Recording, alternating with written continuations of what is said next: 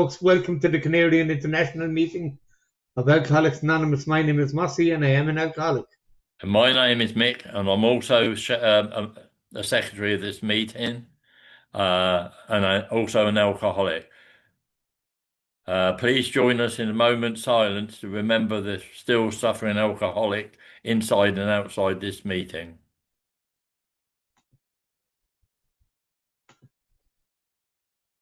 Mike is going to read the preamble for us. There you go, Mike, you're muted. Thank you, Mossy. Hi, everyone. My name is Mike. I am an alcoholic, and this is the original version of the preamble as it was first introduced to AA in the June 1947 grapevine. Alcoholics Anonymous is a fellowship of men and women who share their experience, strength, and hope with each other, that they may solve their common problem and help others to recover from alcoholism.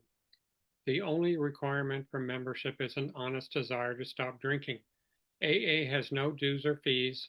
It is not allied with any sect, denomination, politics, organization, or institution, does not wish to engage in any controversy, neither endorses nor opposes any causes.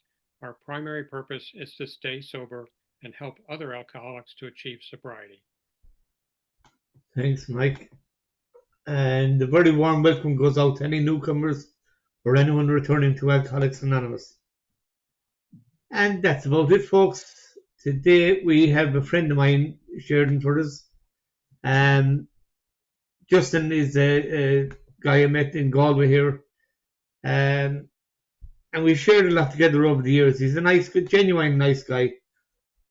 Normally I'd slag him off, but today I'm just being nice. Okay? Justin, you have 45 minutes to do your thing, however long you want to speak. And again, thanks for joining us this evening. Yeah, thanks, Mossy. My name is Justin, and I'm alcoholic. Do I really have that long? It's up to yourself, dude.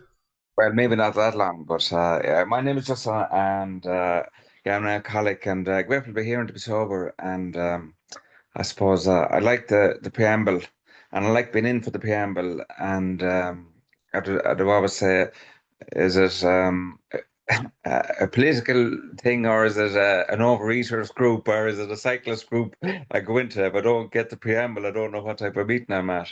So I try and get in and get settled and get relaxed before the meeting, so I know to gather myself and I to realize where I'm going, why I'm there in the first place. And I always try and remind myself that I had my first drink when I was 17. I had done my leaving cert, and I had got my first job and my first week's wages, full-time week's wages. I said I'd have what else would you do with your wages? Only get a drink. And I had I said three pints and 10 fags for £5 at the time, and I thought this was amazing. And I said I can go out for 4 nights a week. I said for £20, and I said I was elected really. And it was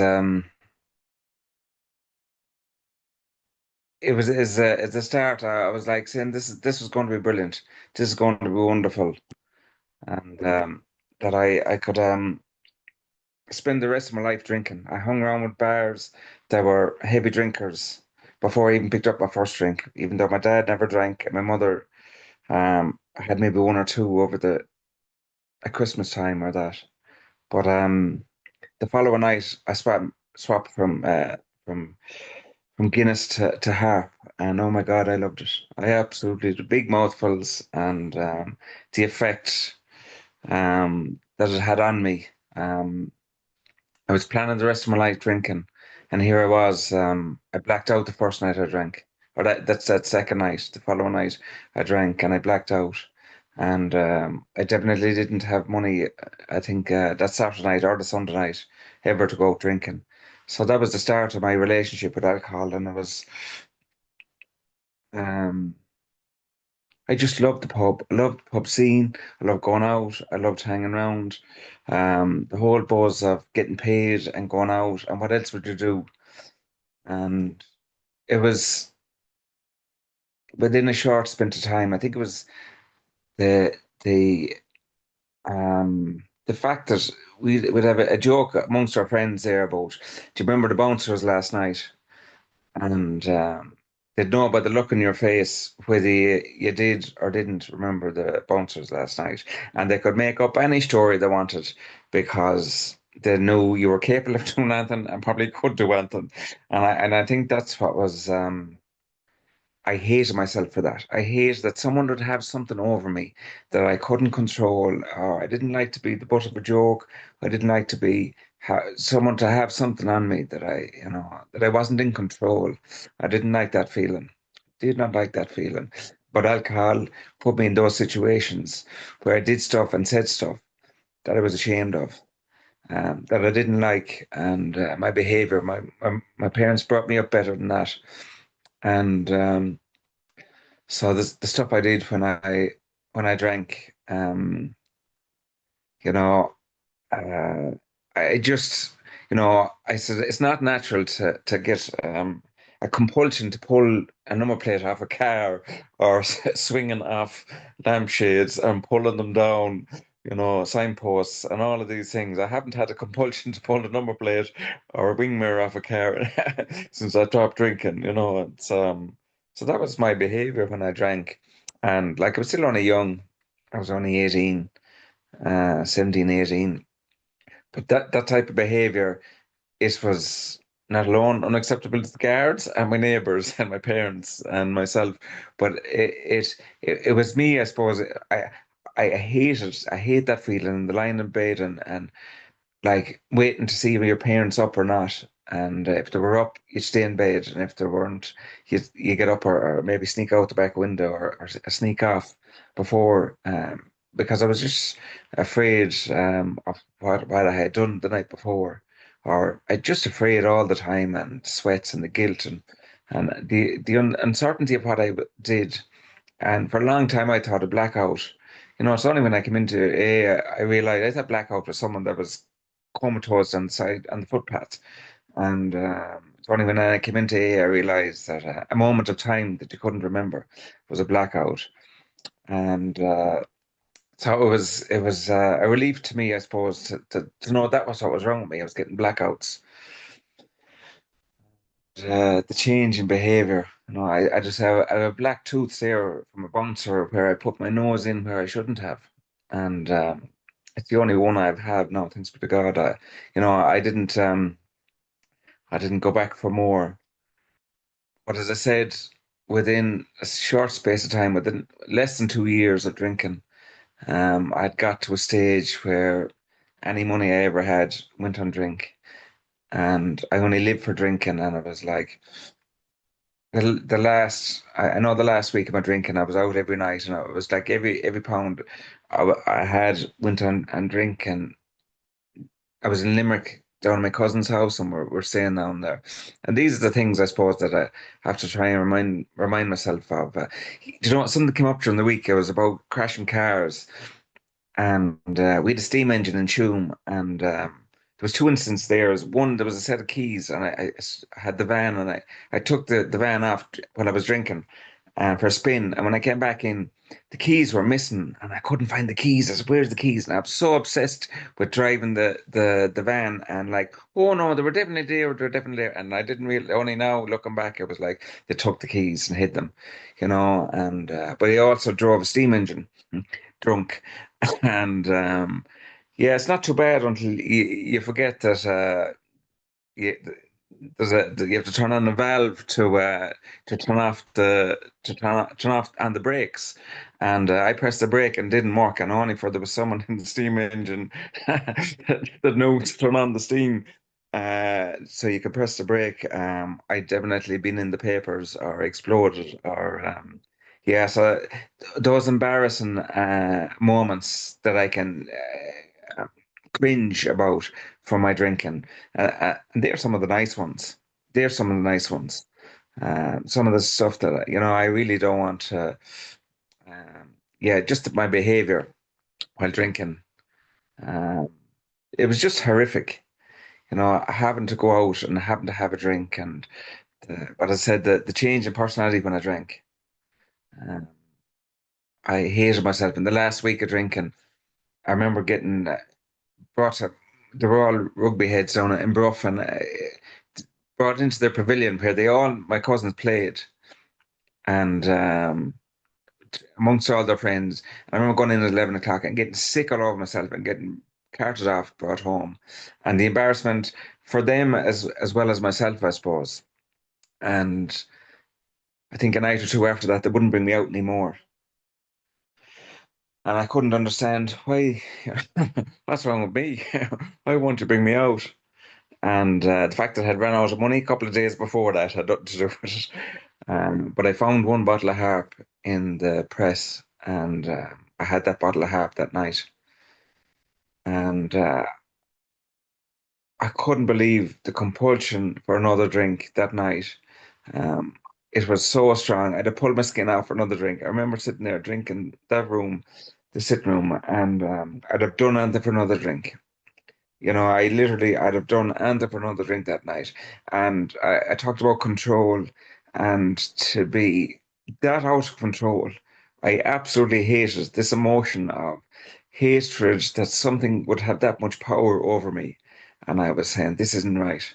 This isn't right. How is this possible that something in a bottle would have that much power over me? And I asked God for help that night, which I had no intention of asking. Didn't I was at the church twice today, two masses, and I'm still not a mass goer. I'm still not a mass goer, but I do believe in something. But I asked that night, and the following morning, then I said it to my cousin. He was 2 years sober, and I said, I think of a drink problem. And he started laughing. He says, oh, I know you have a drink problem. He hadn't have to be told a second time. And my uncle Sean, or Massey knows. He was, I think, 7 years sober at the time. And so he rang the treatment center and had me in the following Monday. I think it was the weekend. And he had me in treatment. And I spent my 19th birthday in treatment. I still remember my family coming up. And yeah, uh, the huge relief that night, the huge relief when I said to my cousin that I think I have a drink problem, and it was just this weight off my shoulders. It's like, oh my God, is this what's wrong with me, or is this? Um, it's just like a release to say this is okay, this is okay.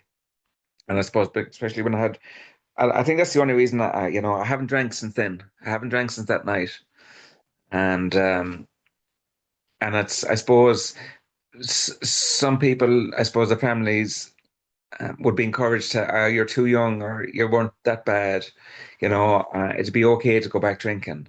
But I was blessed that I had a family that have, it was okay to go to AA, it was okay to get sober and socially acceptable for that. So I'm truly grateful for that, the people that have gone before me.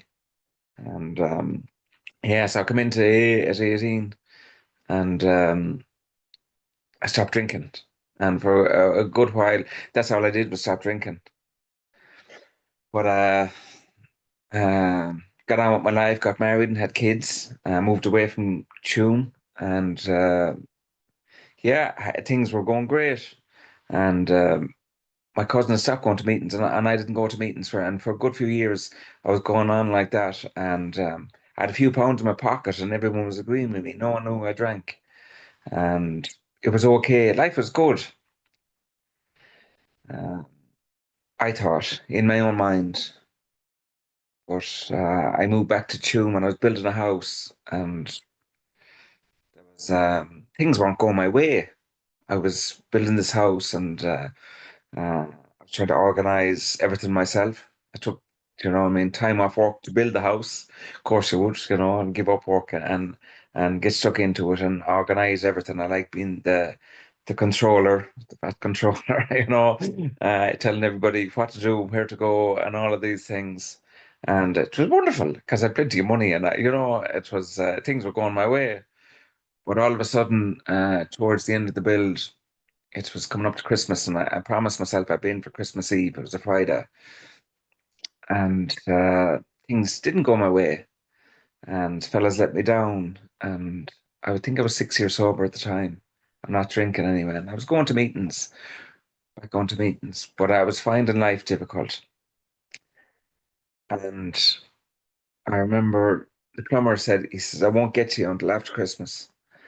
And it was the end of the world. It was the end of the world that I had promised everybody that we were going to move in for Christmas Eve and we wouldn't have a toilet. And I remember crawling up in my hall and um,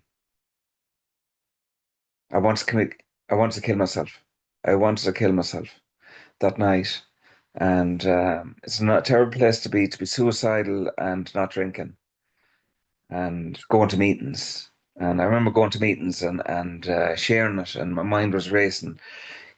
This the washing machine on full spin, and couldn't concentrate, didn't know whether it was coming or going, or what was. It was just couldn't slow down at all. And the singular thought, Miss Sponsor, we talk about the singular thought. And when I was drinking, it was drink. And it was the house. And I couldn't shift it. I couldn't shift it. And today it could be resentment, it could be money, it could be relationships. And when I was told, would you pray for a night's sleep?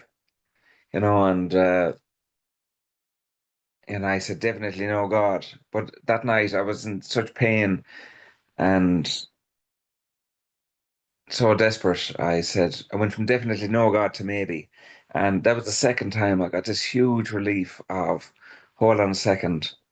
Um, these people have something that I wanted, and a bit of peace of mind and contentment. And I was like, what I was doing wasn't working. And that night out in Corfin, I remember I went from definitely no to maybe, and I prayed that night and I slept, and it worked.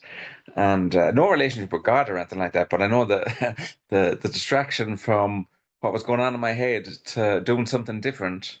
I've learned that there's loads of different ways to, I suppose, get sober. You know what I mean? I have two uncles. Sean came to AA, and his brother is born again Christian. Do you know what I mean? There's breathing exercise you can do, and there's tapping exercise you can do to distract yourself. But for me, I suppose. Um, the praying seemed to work for me, and that was my first introduction to a higher power. And yeah, so I moved to Tuam and started my own business after that. Self-employed. I think alcoholics like working with themselves, don't like to be told what to do. Yeah, so that's suited. Still self-employed. Um, but yes, it's different today. Um, I can listen to the customer. Let them know that they're always right, they're paying, so they're always right. I don't mind. And but it's during that stage there, Mossy knows I was just getting on with life, and I was in the middle of the boom, and I started my own business, and then working for a company there, and very successful, plenty of money. Mossy knows the little red car. The convertible I had in the garage, and I had a Mercedes, and I had a seven-seater, and I had, another house, and I was in the middle of the boom, and things were going really good financially, and going on holidays. I think we were 5 holidays a year, and it was a wonderful time, I suppose. It was back in '05, and but I had I definitely had stopped praying.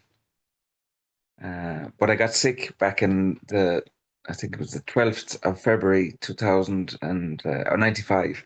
Sorry, '05. I got a virus, encephalitis. It's similar to, I got seizures, and I ended up being in hospital. And between, during that time, they rushed me to Beaumont in the main hospital in Dublin, and they put me into a coma to stop the seizures. So I was getting continuous seizures. There were 20-minute seizures, and there were numerous ones of those during the day. And I had memory problems. And so in the induced coma, they put me into a coma, and I was 5 months in the coma.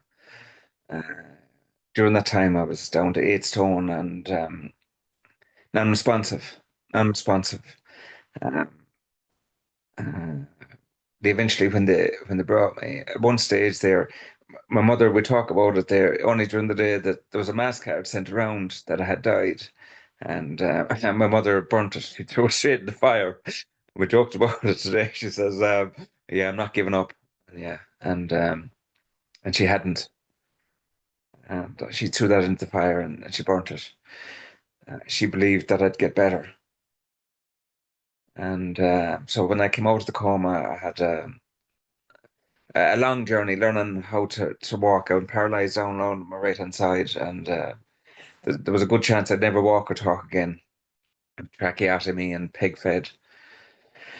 And so during that time, I members that came to see me and that I got sober with, and they were told that I wouldn't recognize them and I wouldn't know them, and I could see them coming towards me, and I couldn't speak, and I was like, oh. And they ran towards me, and I ran towards them, and even though I couldn't hardly stand, and yeah, we both held each other, the three of us, and cried. And I was just not alone. They knew I knew them, but they knew how I knew them, you know. And it was that bond, I suppose, in the fellowship that you get. As Bossy said, you know what I mean? You grow together and you experience, you get through life with members and the ups and downs of sobriety. But it was my recovery there. I was a year in another year in another hospital, the rehab hospital in Dublin, and another 2 years in a rehab center in Galway for my brain injury. But it was A had saved me, as in it had there was help there, take it. There was help there, take it. And A had given me that direction. I was like, yeah, whether it's learning how to walk and especially the rehab centers is they push me to getting you to do stuff that you really didn't want to do. You know, I wanted to be better and I wasn't. It's very hard. You're going down this track and you know, and all of a sudden the train is going in a different direction, but my brain was still going in success and money and all of that. And here I was left in a wheelchair. But I managed to recover from that. And during that time, then in Galway, my wife left me, and uh, yeah, so that was difficult. But I managed to. She said she couldn't live with me, and I could understand that because it was set will run right. I was difficult to live with. I was on highly medicated, and I changed, and she had changed, and when she told me she didn't love me, that was difficult. But but with help, you know, those members were there for me, and still are, you know. Um, but during that time, I my sponsor, he said, "Would you like to go through the big book?" And I said, "Yeah, why not? I've nothing else to lose, really." Back living with my mother, I said, 30 something years of age, and you know, couldn't drive, couldn't job prospects were zero, and memory problems, marriage gone, and you know, and living with my mother, and they were difficult times. But I knew I'd be okay. I went to meetings. I just went to meetings and meetings and meetings and meetings, and even there, Paul. I remember meeting him. I said, "Oh, it's 1 o'clock." I said, "We go for lunch," and we go to the lunchtime meeting. He said we had breakfast together this morning, and I couldn't have remembered that. But I kept going to meetings and meetings, and we started at the cover, and He says, open up the page, and there's nothing written on the inside cover. You know, and that's what I know about the program really. And so we read from there to page 164, and I discovered about Justin, and which is what a relief, I suppose. It was so difficult to discover that I'm, a perfectionist, control freak, want my own way all the time, want to be heard, want to be listened to, can be so controlling and conniving and in the slyest way possible. I could make things go my way and make it seem like it's your fault. I can be so conniving, so sly, and even today. But to discover that about myself, I said it's great being a perfectionist as a carpenter. Really good. Comes in awful handy. You know what I mean? Because people like things done right, and you like the door to close when you, unlock when you turn the key in it. But not so good as a parent. Not so good as a parent, and my son loading the dishwasher, and the bowl does not go on the top of the dishwasher, you know. And I remember he was only about 8 years of age, maybe 7 or 8. And I remember pulling the bowl off, and it smashed on the ground. And I says, "What an arsehole!" Sorry for cursing, but it was like my behavior, my behavior. I cried that night because I said, "What sort of control freak are you? The child can't even load the dishwasher." And I prefer my kids not to do something and do it wrong or be slow about it. You know what I mean? They weren't. I'd hoover the floor myself, and there was instances like that. My wife leaving me, it was like I remember going in one evening and slamming the door behind me because there was dust on the carpet and there were school bags all over the place. And I remember my wife telling me, she said, "You know where the school bags go, and you know where the Hoover is." And so she put me back in my place, and today it's different. Um, I try not to complain about, there's no tea in the at home, or there's, especially if you go to a meeting, the kettle boiled, or does anybody buy milk, or does anybody do this? So if I'm going to give out about something, unless I'm going to do something about it, I shut up about it. If I'm not going to do something about it, if there's no milk at home, get up off your backside and go and get some. It's the same with the lawn needs cutting, get up and cut it. So I try not to complain and give out about what somebody else isn't doing unless I'm willing to do something about it myself. It's like the government. I'm not willing to do anything about the price of oil or wars or anything like that. So I have no interest in what's going on in the world really, because I'm a full-time job looking after Justin. It's a full-time job and trying to stay well. But during that time, not alone did I discover about the the the bad side of Justin, but I also discovered about the good side of Justin. Do you know what I mean? That I've been kind and considering and considerate and giving. And I love step 6 and 7. And he broke it down simply to 6 is stop doing what you're doing, those character defects. And he says 7 is start doing what you're not doing, the shortcomings. So the stuff that I'm not doing, am I thinking of others? I said I'm good at home here when I can make the cup of tea rather than looking for a cup of tea. If I'm sitting on my backside, she is make a cup of tea there. Whereas if I can get up and maybe empty the dishwasher and not have to be asked and not look for recognition for emptying the dishwasher, which I want recognition that I'm a good boy. You know what I mean? I'll maybe hang out her clothes rather than my own. Do you know what I mean? These things. So not being so selfish and self-centered and controlling. And thinking of others, and I get down on my knees and that humbly part. And for me, I'm so egotistical and self-centered. For me, the humbly, it means getting down on my knees. It means getting down on my knees for me because I'm too busy and I've stuff for doing. And if I don't get down on my knees, I'll be self-will run riot again. So I get down on my knees in the morning and I pray, but I stay on my knees until I realize why I get down on my knees in the first place. Because I'm not great at running my own life because I never get what I want. I always want more, and it has to be done now, and it has to be done my way. Whereas my goal in the morning is, can I be helpful to someone today?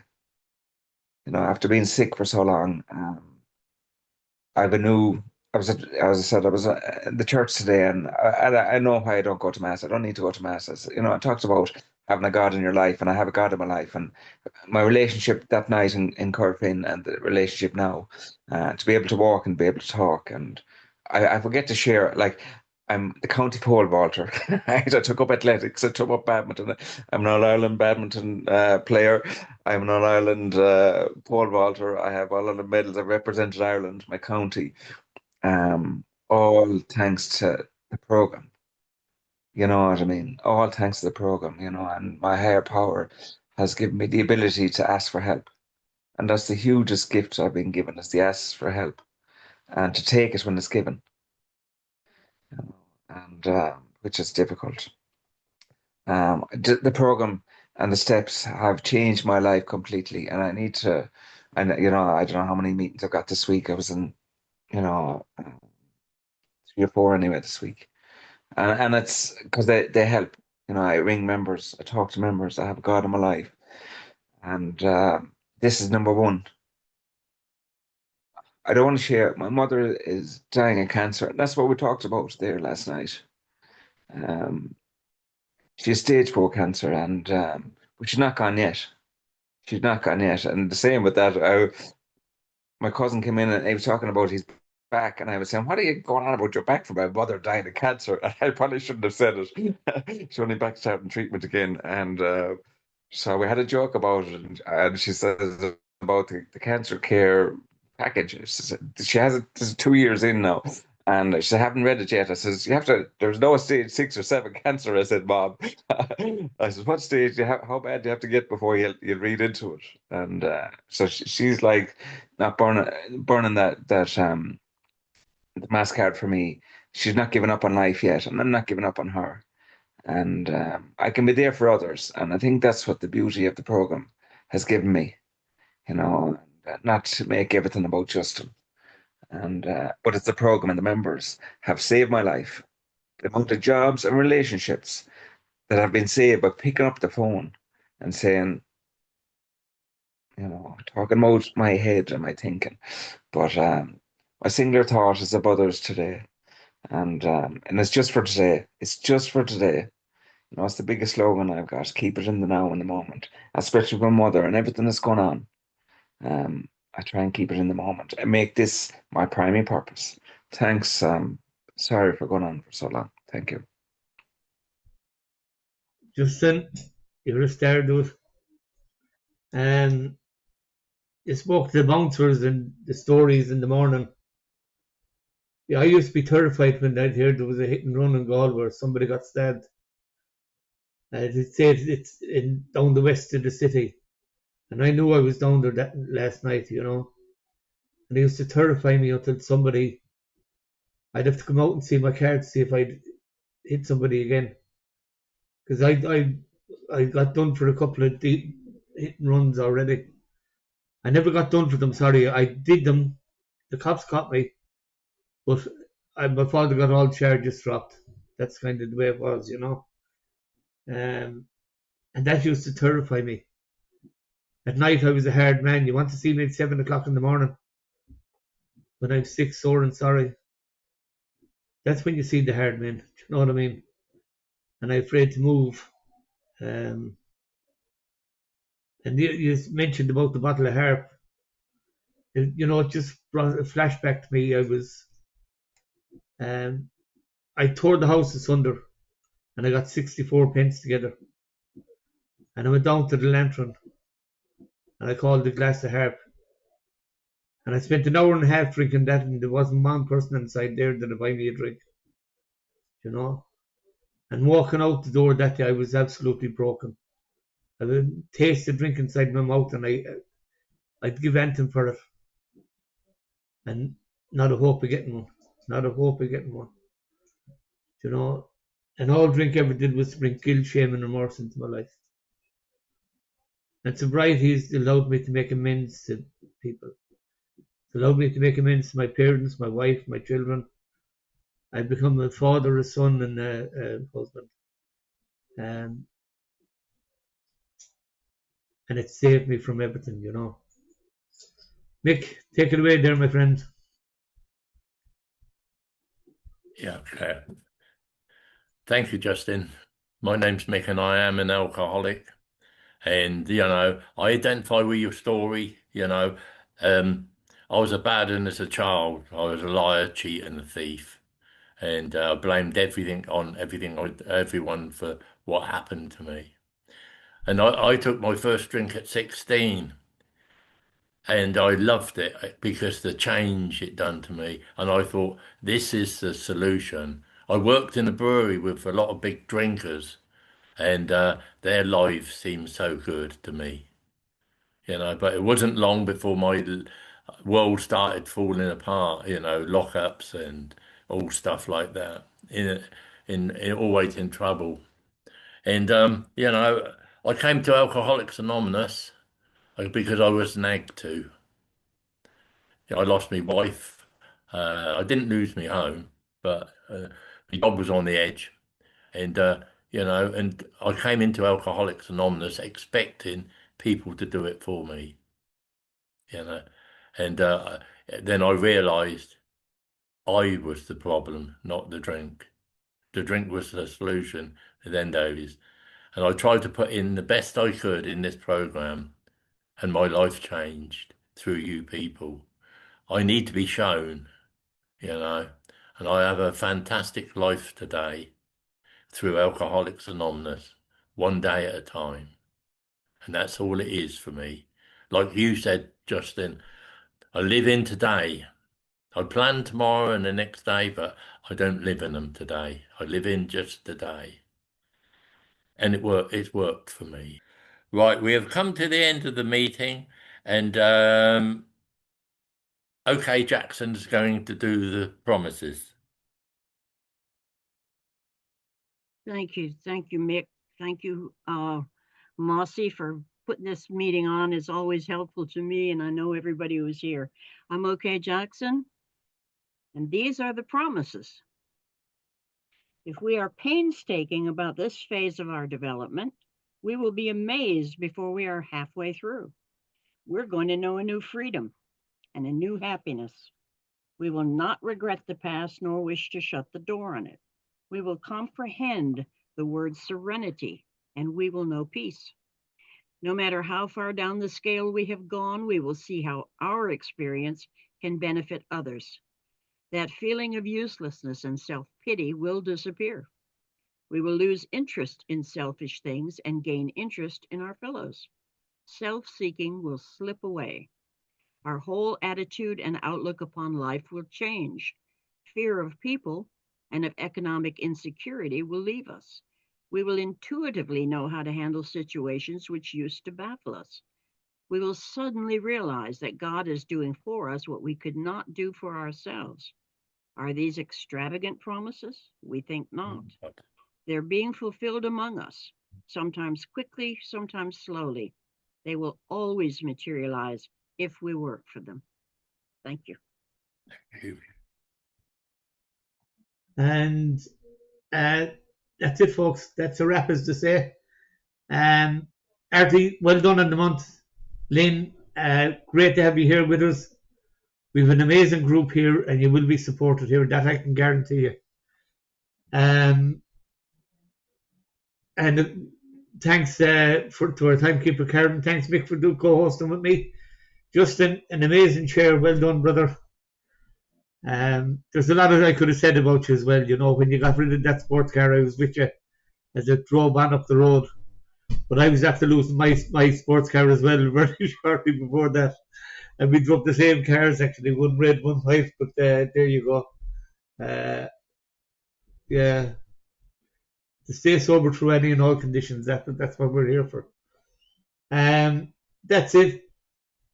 Just to remind folks, this meeting is on. We have a meeting on 7 days a week. We start every morning at 8:30. Room opens up at 8 o'clock every morning. We've been meeting on Sunday at 6:30 is Step 11 meditation meeting. Thursday nights we have a meeting at 7:30 in the evening, and of course we have the old timers at 6 o'clock every Saturday. Next Saturday there's a bit of a change in the format. We have an old timer coming to share with us, but sharing on the history of AA, particularly sharing on Marty Mann, the first lady to get sober in the fellowship. And if you haven't heard the history of AA, you want to hear the story of the women getting sober. It was not particularly nice the way things went around, but things came around at least. But it's well worth, she'll be coming back for in a month's time again to do another talk. I also have a guy interested in coming sharing with us. I can't think of his name.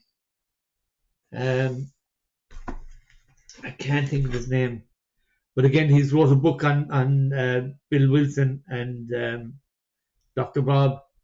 But an amazing guy with full of history. He's the only guy to ever get the archives to take with him to do all the history on this. So over the next few weeks, we'll some interesting shares coming. Anyway, that's enough for me. Stick around for fellowship after the meeting. If you want to use a breakout room, we'll sort it afterwards. And the yellow card. Who you see here? What you hear here, When you leave here. let it stay here. And that's it, folks. All we got to do now is get Justin to lead us out with the serenity prayer. And there you go, Justin. If you lead us out, and thanks everyone and sorry, Mick, I know I took over there a bit. That's all right. You just have to forgive me. Say a prayer for me. I still need all the help I can get. I'll say prayers all day for you. Take it away there, Justin. Thanks. God grant me the serenity to accept the things not change, courage, change, and the wisdom to know them. Thank you, everyone, for keeping me sober today.